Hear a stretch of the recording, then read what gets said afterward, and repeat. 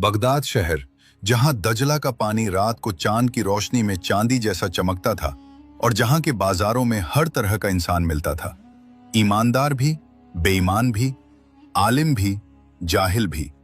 मगर उस जमाने में तीन ऐसे शख्स थे जिनका नाम सुनकर बगदाद के दुकानदार अपनी पेटी कसकर बांध लेते थे और मुसाफिर अपनी थैली कपड़ों के अंदर छुपा लेते थे। मंसूर उनमें सबसे बड़ा था। लंबा कद, घनी मूछें और आंखों में ऐसी चालाकी जो पहली नजर में ही दिखती थी। वो ठगों का उस्ताद था। उसने इस फन को उसी तरह सीखा था जैसे कोई दर्जी सिलाई सीखता है, साल दर साल, धागे दर धागे। कासिम मंसूर का दाहिना हाथ था, मोटा, छोटे कद का, हमेशा हंसता रहने वाला। उसकी हंसी ऐसी थी कि सामने वाला सोचता था कि यह बड़ा भला आदमी है, और यही उसकी सबसे बड़ी चाल थी। जुबैर तीसरा था, दुबला पतला, तेज पैर वाला। जब किसी को धोखा देकर भागना होता तो जुबैर आगे होता। शहर की हर गली उसे जुबानी याद थी। इन तीनों का मिलकर एक ऐसा जाल था जो शहर में कई बरसों से फैला हुआ था। मगर पिछले एक हफ्ते से उनके हाथ एक फूटी कौड़ी भी नहीं लगी थी। शहर के लोग होशियार हो गए थे, मुसाफिर कम आ रहे थे और तीनों की जेबें ऐसे खाली थीं जैसे रेगिस्तान में कुआं। एक शाम वो तीनों बाजार के एक पुराने कूचे में बैठे माथा पीट रहे थे कि गली के मोड़ पर एक नौजवान नमूदार हुआ। वो नौजवान देखने में बिल्कुल देहाती था। सादा कुर्ता, पुरानी जूतियां और चेहरे पर ऐसी मासूमियत जो किसी को भी यकीन दिला दे कि इसे अभी दुनिया की हवा भी नहीं लगी। एक हाथ में उसने एक दुबले पतले गधे की रस्सी थामी हुई थी और दूसरे हाथ में मिट्टी की एक पुरानी हांडी, जिसे उसने ऐसे सीने से लगा रखा था जैसे उसमें उसकी जान हो। मंसूर ने कासिम को कोहनी मारी, लो भाई, आज का रिस्क खुद चलकर आ गया। उस नौजवान का नाम जाफर था। वो बगदाद से बाहर एक छोटी बस्तीकारी का काम जानता था, बढ़ई था। मगर उस दिन जो वो लेकर आया था वो लकड़ी नहीं, कुछ और था। जुबैर ने उसे रोका और बड़ी नरमी से पूछा, मियां, इस वीरान गली में क्या ढूंढ रहे हो? कुछ खो गया है क्या? जाफर ने इधर उधर देखा जैसे किसी को सुनने का डर हो, फिर धीरे से बोला, साहब, मैं बड़ी मुसीबत में हूं। यह गधा जो दिखने में मरियल है, असल में मेरे दादा का तिलिस्मी गधा है। दादा कह गए थे कि जब यह हेंगता है तो इसके मुंह से चांदी के दरहम झड़ते हैं। मंसूर ने आंखें सिकोड़ी। कासिम की सांस रुक गई। मगर जाफर ने अफसोस से कहा, जब से शहर लाया हूं यह चुप हो गया है। मुझे डर है कि खलीफा के सिपाही इसे छीन लेंगे। मैं चाहता हूं कि इसे सस्ते में बेचकर यहां से निकल जाऊं। लालच एक अजीब चीज होती है। वो अक्ल की आंखों पर इस तरह पट्टी बांध देता है कि इंसान वो भी नहीं देख पाता जो रोशनी में साफ दिखता है। मंसूर, जो खुद एक पेशेवर ठग था, उस वक्त एक मासूम शिकार की तरह सोच रहा था। मियां, यह तो आम जानवर लगता है, मंसूर ने बनावटी लापरवाही से कहा, पर तुम्हारी परेशानी देखकर हम 10 दीनार में ले लेते हैं। जाफर ने रुआसा मुंह बनाया, पैसे जेब में डाले, हांडी उठाई और तेज कदमों से ओझल हो गया। तीनों ने फौरन गधे को घेरे में ले लिया। मारो इसे, मंसूर ने कहा, हेंगेगा तो दरहम निकलेंगे। कासिम ने एक डंडा उठाया और जोर से मारा। गधे ने हेंगने की जगह जो किया वो किसी भी गधे से उम्मीद की जा सकती थी। उसने ऐसी गलाजत फैलाई कि तीनों के कीमती कपड़े तबाह हो गए और गली बदबू से भर गई। यह तो हमें ठग गया, मंसूर दहाड़ा। वो तीनों गुस्से में पागल होकर भागे। शहर से बाहर एक दरख्त के नीचे उन्होंने देखा, जाफर बड़े सुकून से बैठा अपनी हांडी में चमचा हिला रहा था। उससे ऐसी लजीज खुशबू आ रही थी कि भूखे ठगों के मुंह में पानी आ गया। जुबैर ने तलवार तानी, ओए मक्कार, वो गंदा गधा बेचा तूने?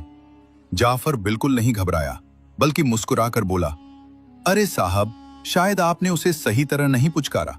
खैर, ये देखिए, ये मेरी जादुई हांडी है। इसमें मैंने सिर्फ ठंडा पानी और कच्ची बोटियां डाली थीं, और देखिए, बगैर आग के कैसा उम्दा सालन तैयार हो गया।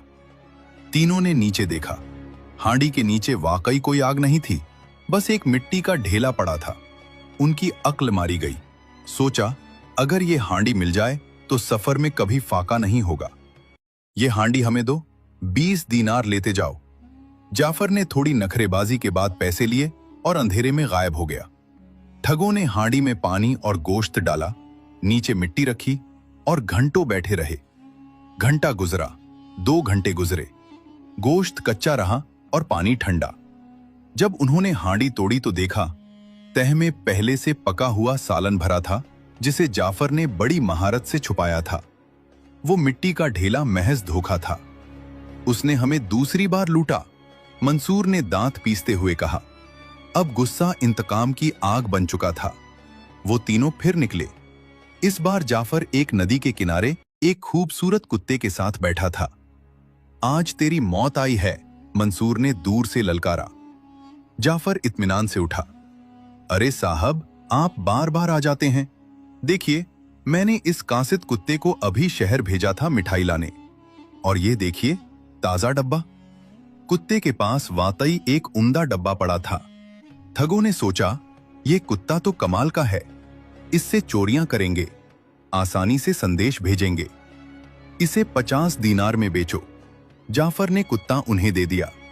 मंसूर ने कुत्ते के कान में फुसफुसाया, जाओ मेरे घर, मेरी बीवी से कहो आज अच्छा खाना पकाएं। रस्सी छूटते ही कुत्ता ऐसा भागा कि फिर कभी नजर नहीं आया। अब तीनों के पास न गधा था, न हांडी, न कुत्ता और न जेब में पैसे। उन्होंने कसम खाई कि अब जाफर को जिंदा नहीं छोड़ेंगे। मीलों की मुसाफत तय करके वो एक खजूर के बाग के पास पहुंचे। जाफर एक झोपड़ी के बाहर बैठा था। पास में एक बुढ़िया लेटी थी। हाथ में लकड़ी की पुरानी बांसुरी थी और वो धीरे धीरे कुछ गुनगुना रहा था। मंसूर ने तलवार निकाली। ओए मक्कार, अब तेरी कोई चाल काम नहीं आएगी, आखिरी दुआ मांग ले। जाफर ने सर उठाया और बड़े सुकून से बोला, अरे मंसूर भाई, आप आ गए।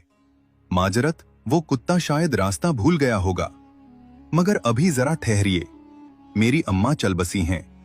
मैं इस हयात बख्श बांसुरी से उन्हें अभी जिंदा करने ही वाला था। कासिम ने ठहाका लगाया, हैं, बेवकूफ मत बनाओ, कोई बांसुरी मुर्दों को जिंदा नहीं करती। यकीन नहीं तो खुद देख लें। वो बुढ़िया, जो पहले से सिखाए गए नाटक के मुताबिक बिल्कुल साकित पड़ी थी, एकदम खामोश लेटी रही। जाफर ने बांसुरी उठाई और एक अजीब सी धुन छेड़ी। 2 मिनट बाद बुढ़िया ने एक लंबी जमाही ली, उठकर बैठी और फिर ऐसे नाचने लगी जैसे उसे नई जिंदगी मिल गई हो। तीनों ठगों की आंखें पथरा गईं। मंसूर के दिमाग में एक पूरी योजना बनी।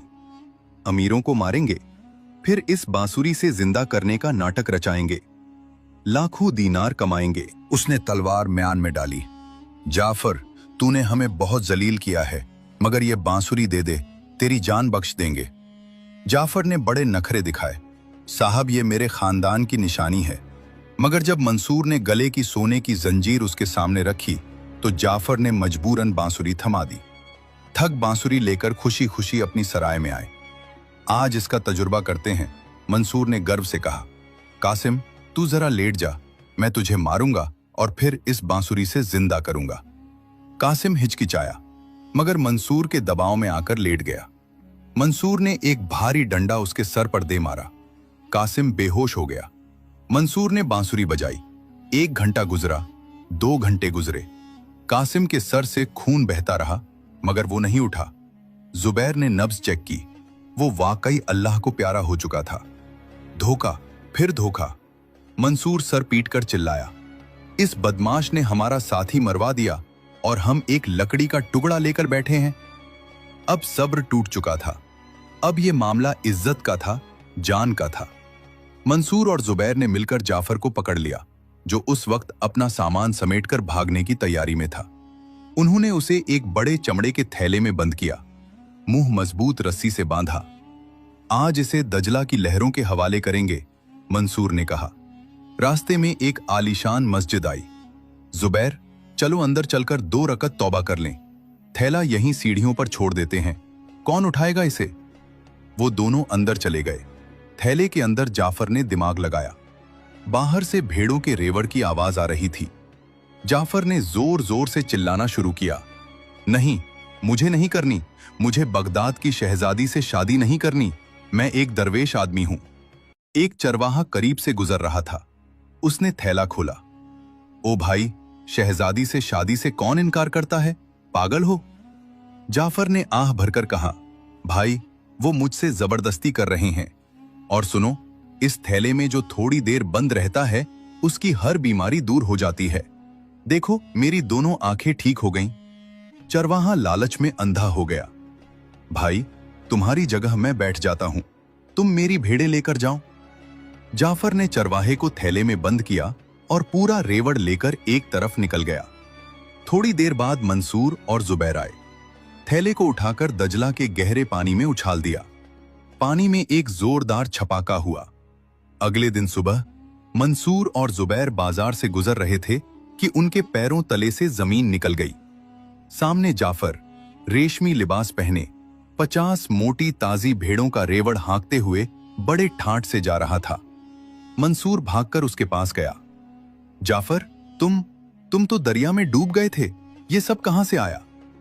जाफर ने सरगोशी में कहा, अरे मंसूर भाई, जहां आपने मुझे फेंका था वहां नीचे पानी के बादशाह का दरबार है। उसने ये भेड़ें दी और कहा, अगर कुछ और मजबूत साथी लाओ तो उन्हें सोने के महल अता करूंगा। मंसूर और जुबैर के मुंह में राल टपकने लगी। जाफर भाई, हमें भी ले चलो, हमें भी सोने के महल चाहिए। जाफर ने मुस्कुराकर कहा, क्यों नहीं, आप तो मेरे पुराने दोस्त हैं, चलो अभी चलते हैं। मंसूर और जुबैर के दिमाग में अब सोने के महलों का नक्शा घूम रहा था।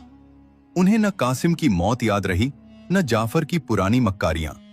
वो बस ये सोच रहे थे कि कब दजला की लहरों में उतरें और कब पानी के बादशाह का खजाना उनके कदमों में हो। जाफर उन्हें नदी के एक ऐसे मुकाम पर ले गया जहां पानी बहुत गहरा था और लहरें पत्थरों से टकराकर शोर मचा रही थी।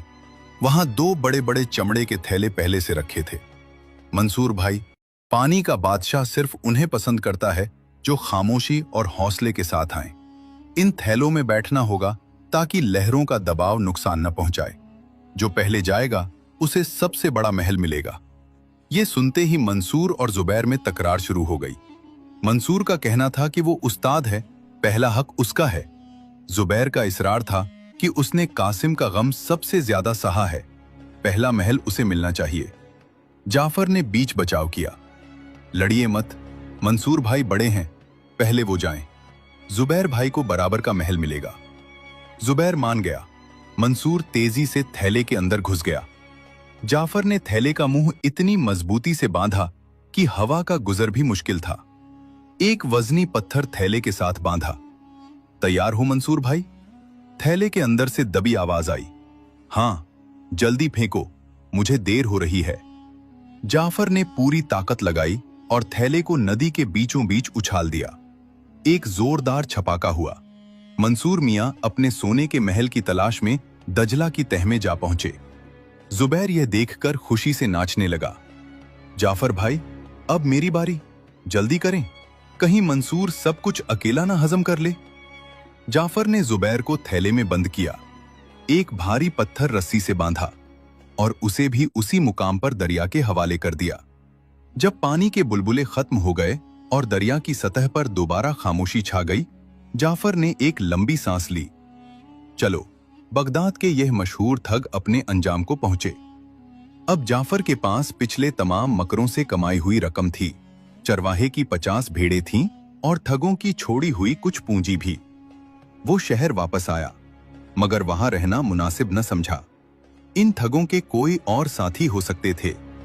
उसने अपना सारा माल मता समेटा और बगदाद से दूर एक पुरसुकून बस्ती की तरफ कूच कर गया। वहां उसने एक आलीशान मकान खरीदा और एक ईमानदार ताजिर के तौर पर जिंदगी गुजारने लगा। कई साल यूं ही गुजर गए। एक दिन जाफर अपने घर के बाहर बैठा था कि एक खस्ताहाल मुसाफिर उसके दरवाजे पर आकर रुका। कपड़े फटे हुए, आंखों में वहशत, चेहरे पर थकान के गहरे निशान। जाफर ने उसे गौर से देखा और उसका दिल धक से रह गया। यह जुबैर था, जिंदा। जाफर हैरान रह गया। उसने फौरन अपना चेहरा एक चादर से ढांपा। भाई, कुछ खाने को मिलेगा? बहुत दूर से आया हूं, जुबैर ने लरसती आवाज में कहा। जाफर ने उसे अंदर बुलाया, खाना खिलाया और पूछा, मियां, ये हाल कैसे हुआ? जुबैर ने रोना शुरू किया। साहब, क्या बताऊं, एक बहुत बड़े धोखेबाज के हत्थे चढ़ गया था। उसने मुझे और मेरे साथी को सोने के महल का लालच देकर दरिया में फेंक दिया। मेरा साथी डूब गया, मगर मेरी किस्मत अच्छी थी। थैला एक बड़ी लकड़ी से टकराकर फट गया और लहरों ने मुझे किनारे पर फेंक दिया। जाफर ने दिल में सोचा, यह अब भी बाज नहीं आया। उसने जुबैर से कहा, मियां, वो बंदा तो अब इस दुनिया में नहीं रहा, मगर मेरे पास एक ऐसी चीज है जो तुम्हारी सारी गुर्बत दूर कर सकती है। यह गायब होने वाली टोपी है। इसे जो पहन लेता है उसे कोई नहीं देख सकता। तुम इसे पहनकर शाही खजाने से जितना चाहो सोना निकाल सकते हो। जुबैर, जो अपनी जिंदगी के तल्ख तजुर्बात से भी कुछ न सीख सका था, फौरन इस चंगुल में फंस गया। बस इसकी कीमत 10 दरम है। जुबैर ने अपनी जेब से आखिरी 10 दरम निकाले और टोपी पहन ली। अब तुम गायब हो चुके हो, जाओ जो चाहो करो। जुबैर खुशी खुशी बाजार में निकला। उसे लगा वो किसी को नजर नहीं आ रहा। उसने एक हलवाई की दुकान से मिठाई उठाई और खाने लगा। हलवाई ने देखा एक भिखारी सर पर अजीब टोपी पहने मुफ्त की मिठाई उड़ा रहा है। उसने एक जोरदार थप्पड़ जुबैर के मुंह पर रसीद किया। ओए चोर! जुबैर हैरान रह गया। तुम मुझे देख सकते हो? अंधा नहीं हूं मैं। जुबैर भागता हुआ दोबारा जाफर के घर पहुंचा, मगर वहां अब कोई नहीं था। जाफर अपना घर बेचकर पहले ही किसी दूसरी सिमत रवाना हो चुका था। जुबैर सड़क के बीचों बीच खड़ा अपनी किस्मत को रो रहा था और लोग उसे पागल समझकर हंस रहे थे। जाफर अब एक ऐसे कस्बे में जा बसा था जहां उसे कोई नहीं जानता था। उसने वहां एक सराय बना ली थी और मुसाफिरों की खिदमत में दिन गुजारता था। एक शाम जब सूरज ढल रहा था, सराय के दरवाजे पर एक लंबा साया नमूदार हुआ। एक शख्स जिसका आधा चेहरा झुलसा हुआ था और आंखों में गहरी नफरत थी, लंगड़ाता हुआ अंदर दाखिल हुआ। जाफर का माथा ठनका। मंसूर था। मंसूर ठग, जिसे जाफर ने बोरे में बंद करके दरिया में फेंका था। दरिया की लहरें उसे एक दूर दराज के जजीरे पर ले गई थीं। मछेरों ने उसे बचा लिया और अब वो बरसों की खाक छानने के बाद बदले की आग में जलता हुआ यहां पहुंचा था। मंसूर ने जाफर को पहचानने में एक लम्हा भी न लगाया। उसने अपनी कमर से एक जंग आलूदा खंजर निकाला। जाफर, मैंने दोज़ख के दरवाजे देखकर वापसी का रास्ता ढूंढा है, सिर्फ तुम्हारी मौत के लिए। न तुम्हारी बातों का जादू अब चलेगा, न कोई तिलिस्म तुम्हें बचाएगा। जाफर ने देखा अब मुकाबला अक्ल से नहीं, जान बचाने का है। उसने निहायत सुकून से कुर्सी की पुश्त से टेक लगाई और मुस्कुराकर बोला, मंसूर भाई, तुमने आने में बहुत देर कर दी। मैं तो कब से तुम्हारा इंतजार कर रहा था। मैंने पानी के बादशाह से तुम्हारा हिस्सा वसूल कर रखा है। मंसूर ठिठका। खंजर वाला हाथ थोड़ा ढीला पड़ा, मगर उसने दहाड़ कर कहा, अब कोई झूठ काम नहीं आएगा। मैंने दरिया के नीचे कोई महल नहीं देखा, सिर्फ मौत देखी। जाफर ने एक गहरी आह भरी। अरे नादान, तुम महल तक पहुंचने से पहले ही घबरा गए।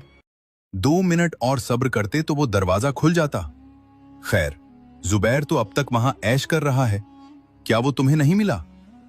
जुबैर का नाम सुनते ही मंसूर की हैरत की इंतहा न रही। जुबैर? जुबैर तो तुम्हारी गायब होने वाली टोपी पहनकर बाजार में पिट रहा था। जाफर ने हंसी दबाते हुए कहा, वो बेवकूफ वापस आ गया। उसे महल से निकाल दिया गया था। उसने वहां चोरी की कोशिश की थी। फिर जाफर की आवाज में नरमी आई।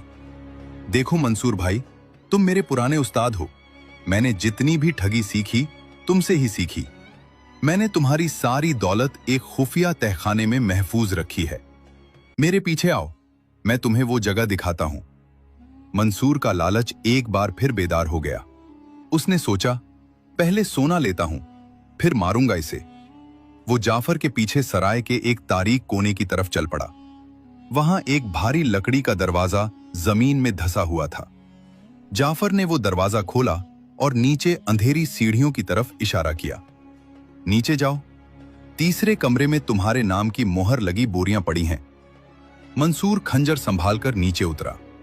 जैसे ही वो आखिरी सीढ़ी पर पहुंचा, जाफर ने ऊपर से भारी तख्ता गिराया और बाहर से एक बड़ा ताला लगा दिया।